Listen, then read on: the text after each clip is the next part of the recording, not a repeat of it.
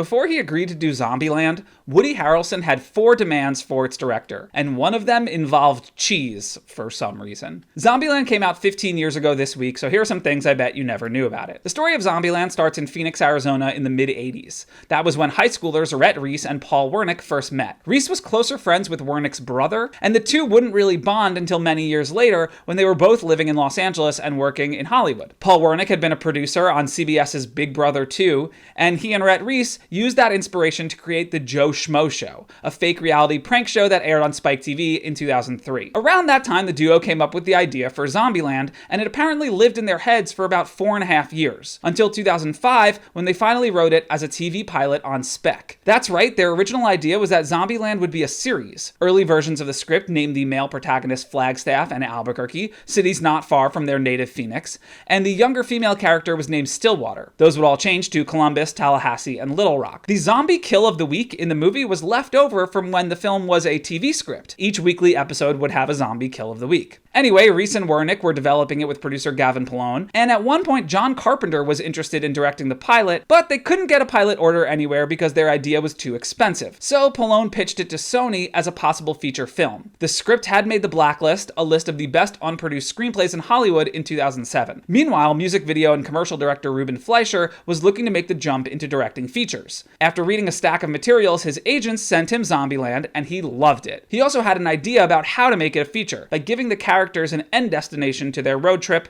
the amusement park. All of these elements came together, and Sony gave Zombieland a green light, and a pretty modest budget of about $22 million.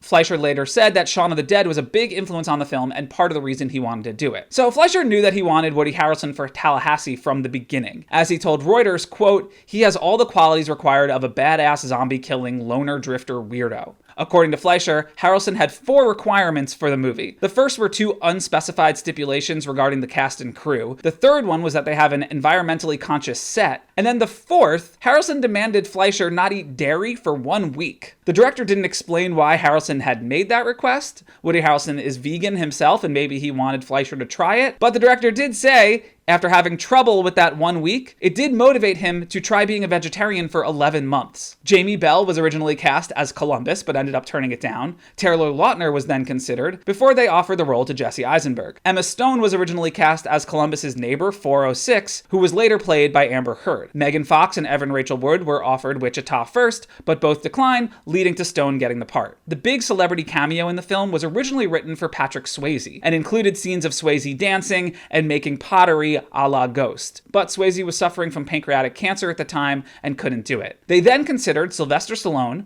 Joe Pesci, Mark Hamill, Dwayne Johnson, Kevin Bacon, Jean-Claude Van Damme, and Matthew McConaughey. Finally, they were able to secure a big name. It's unclear who, but that person dropped out a week before filming. So Woody Harrelson made some calls and was able to get Bill Murray to do it. According to Woody Harrelson, most of Murray's contributions were improvised. Co-writer Rhett Reese has a cameo in the film as the man in a white tuxedo with a rifle in the opening credits. Filming began in February 2009 in Los Angeles. The production then moved to Georgia for the majority of its shoot. Most of the theme park scenes were shot at Wild Adventures Water and Theme Park in Valdosta, Georgia. The exterior of a haunted house was shot there, but they filmed its interiors at Netherworld Haunted House outside Atlanta. Special effects makeup designer Tony Gardner was hired to do the zombies. He worked with Rick Baker to create Michael Jackson's look in Thriller. Gardner and his team made up 160 zombie extras in full makeup for the amusement park scene. Ruben Fleischer gave Gardner full creative freedom to go as extreme as he wanted with the zombies. Michael Bonvillain served as the movie's cinematographer. He had previously shot Cloverfield and was brought on to give Zombieland that same lively handheld camera work. Woody Harrelson contributed a lot to his character's wardrobe. As he told the Orlando Sentinel, "I picked out the necklaces, the sunglasses, but the hat, the minute you see that hat on Tallahassee, you buy him. He's real, and he's got a real cool hat." The hat was eco-friendly. It was handmade by a Brazilian company called The Real Deal, using recycled cargo truck tarps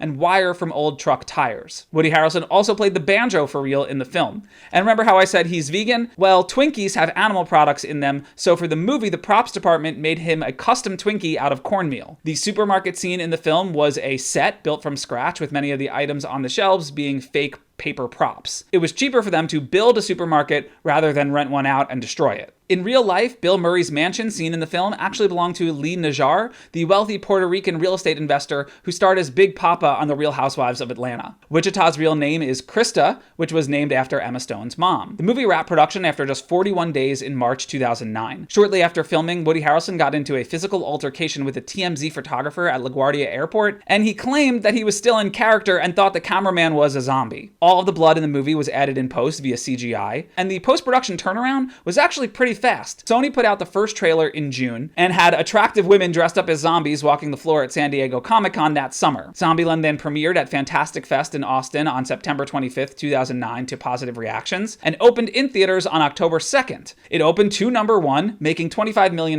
domestic opening weekend before going on to make $102 million total worldwide, more than 4 times its budget. That made it the highest grossing zombie movie ever up until that point, until Resident Evil Afterlife beat it a year later. Zombieland would go on to gross another $54 million in DVD sales, and critics like the movie. Today, 89% of the 258 reviews assessed by Rotten Tomatoes are positive, and it has a nearly as good 86% audience score. Roger Ebert gave it 3 out of 4 stars and said the filmmakers showed invention and well-tuned comic timing. He especially liked Bill Murray's cameo. It was nominated for a couple of Teen Choice Awards, Saturn Awards, and MTV Movie Awards, but didn't win any. Based on the success of the original, Reese and Wernick started developing a sequel at Sony as early as 2009, but it faced several delays. And in a full circle moment, the franchise ended up returning back to TV. In 2011, Reese and Wernick developed the series adaptation of Zombieland for CBS. That version didn't move forward, but in 2013, Amazon made and released a Zombieland TV pilot starring Tyler Ross as Columbus, Kirk Ward as Tallahassee, Myra Walsh as Wichita, and Isabella Vidovich as Little Rock. It was met with a backlash from fans, and Amazon did not pick it up to series. As Rhett Reese told Screenrant, "I'll never understand the vehement hate the pilot received from die-hard Zombieland fans. You guys successfully hated it out of existence." But then in 2016, Reese and Wernick revealed the movie was back on at Sony. 10 years after the first movie, the original cast returned for Zombieland Double Tap in 2019, which was made on a $48 million budget and grossed $125 million worldwide. In 2019, Emma Stone told director Ruben Fleischer she'd love to make a third movie in 2029.